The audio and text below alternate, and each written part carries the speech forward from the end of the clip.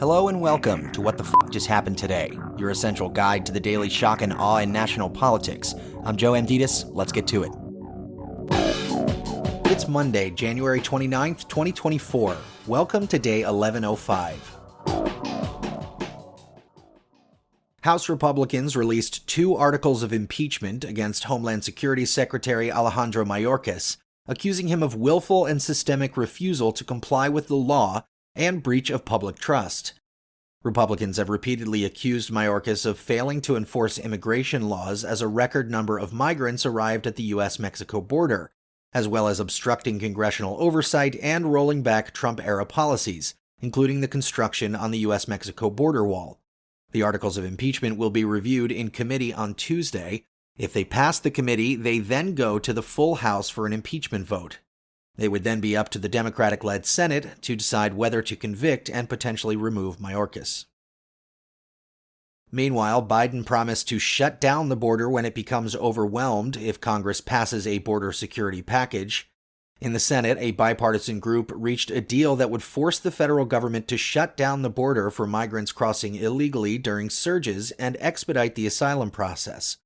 Biden said the deal would be the toughest and fairest set of reforms to secure the border we've ever had in our country. I would use it the day I sign the bill into law. Trump, who has made immigration reform and the border a central part of his election campaign, has pressured House Republicans to kill the deal, calling it the worst border in the history of the world, an open wound in our once great country, while at the same time demanding Biden close the border.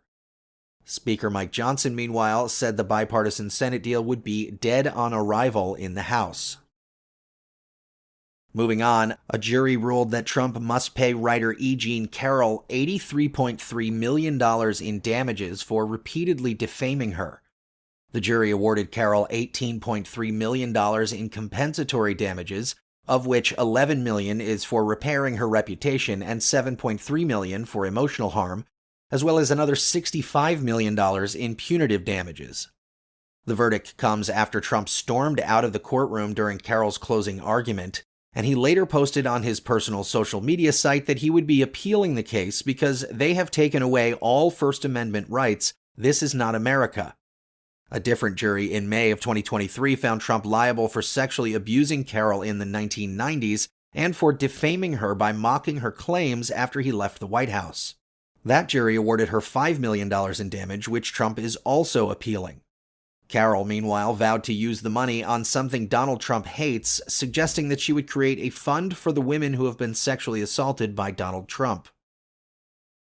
Moving on, Biden is reportedly looking into slowing down weapons sales to Israel as leverage to get Prime Minister Benjamin Netanyahu to scale back military operations in Gaza. A White House official, however, said there has been no request from the White House for the Department of Defense to slow-walk deliveries. The Biden administration has already twice approved emergency sales of weapons to Israel, bypassing Congress. And finally, American air defenses failed to intercept a drone attack that killed 3 U.S. troops in Jordan because it was confused with a U.S. drone that was returning to base at the same time. At least 34 troops were injured in the drone strike, which the Biden administration says was launched from Iraq by an Iran-backed militia. Biden vowed to respond, but said he was working through options. The National Security Council said the U.S. would react in a time in a manner of our choosing, adding, "We don't want a wider war with Iran. We don't want a wider war in the region, but we've got to do what we have to do." That's all for now. You can find the links and sources for all of these stories on the main website. And as always, visit whatthefjusthappenedtoday.com for the latest news and headlines. Until next time, I'm Joe Amditis.